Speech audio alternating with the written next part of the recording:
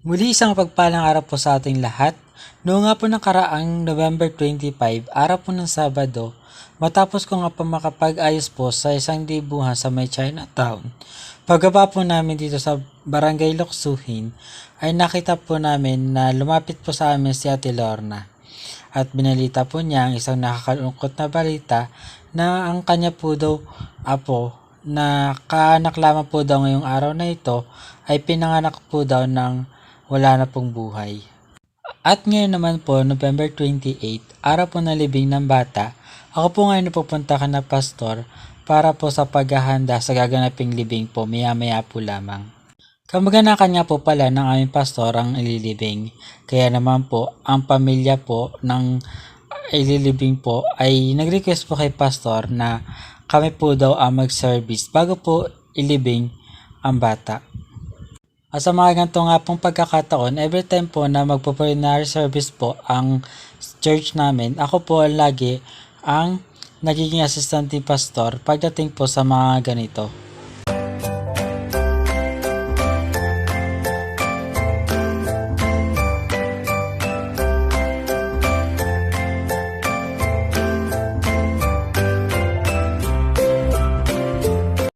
At ngayon nga po kami po ng aming pastor ay narito na po sa may sementeryo kung saan nga po ililibing yung bata. At sa mga pagkakataon ito ay iniintay na lamang po namin ang ililibing po sa araw na ito. At makaraan nga po ilang sandali ay unti-unti na nga po nagdadatingan dito ang mga makikipaglibing. At ito nga po ang senyales na malapit na nga po ang posisyon ng ililibing.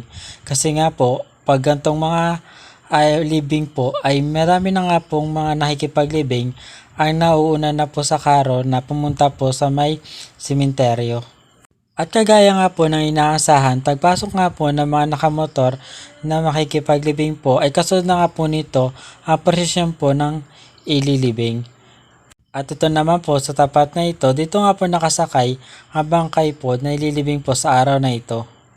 At habang unti-unti na pumapasok ang mga makikipaglibing dito sa may bagong sementeryo, dito sa amin sa bayan ng Calatagan, ito nga pong mga taga-Porinarya ay inihahanda na po ang paglabas po ng bangkay mula doon sa karo na sinasakyan nito. At ngayon po ay pinapasok na po dito sa may paiyakan ang batang ililibing po ngayong araw. At na may pasok na po ng Porinarya, ang bangkay po ng bata po na ililibing po ngayon ay nagpasokan na po ang magulang, mga kamag-anak at yung po yung mga nakipaglibing ngayong araw na ito. At sa ilang saglit nga po ay nagsimula na po kami sa pag-share po ng gospel na mahalaga pati nga po ng plenary service. At sa mga ganitong pagkakataon po bago nga po ilibing, imbis nga po tubig ang winiwisik sa may kabaong o sa may bangkay po, ang inilalagay po ng aming pastor ay alabok. Bilang pagpapaalala po sa atin na tayo nga po ay nagsimula sa pagiging alabok at dadating ang panahon na tayo po ay babalik sa pagiging alabok.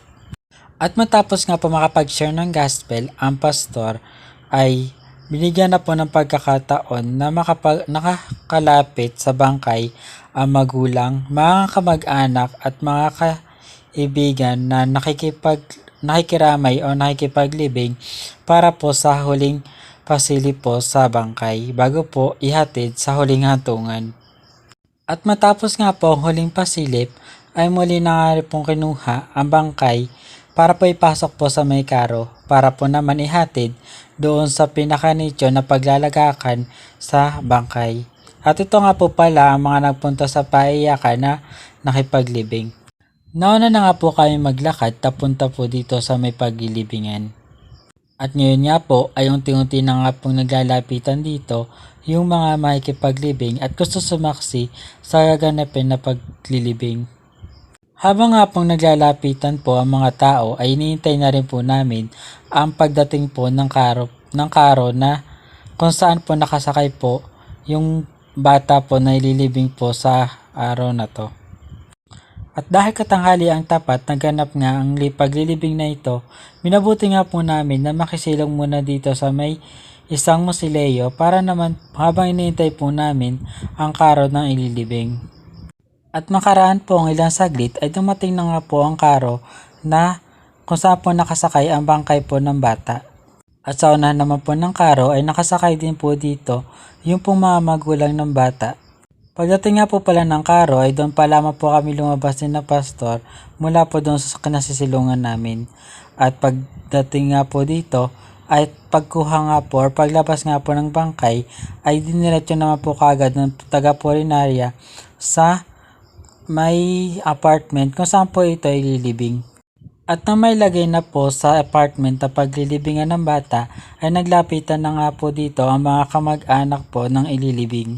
At sa paglapit nga po ng mga kamag-anak po at ng mga magulang po ng bata ay inilagay nga po dito yung mga laruan at mga gamit ito bago po nila hinagisan ito ng bulaklak na madalas nga pong ginagawa sa pag may libing dito po sa amin. At sa mga time na to, meron pong isang verse na binasa ang aming pastor mula sa Biblia. Pagkatapos po ay nagsasabi naman po siya ng alabok. At sa pagsasabi po niya ng ng alabok ay binabanggit po niya yung Trinity. At ngayon naman po pagkatapos po ng ng closing prayer po ay bago po na matuluyang sinarhan yung pinaglilibingan na apartment. Pagkatapos po noong masarhan po ang apartment bago po kami tuluyang umalis po sa may apartment na yun. At doon nga po pala kaming pauwi na ay may napansin po kami dito na kasunod po pala na ililibing dito sa may sementeryo ding ito.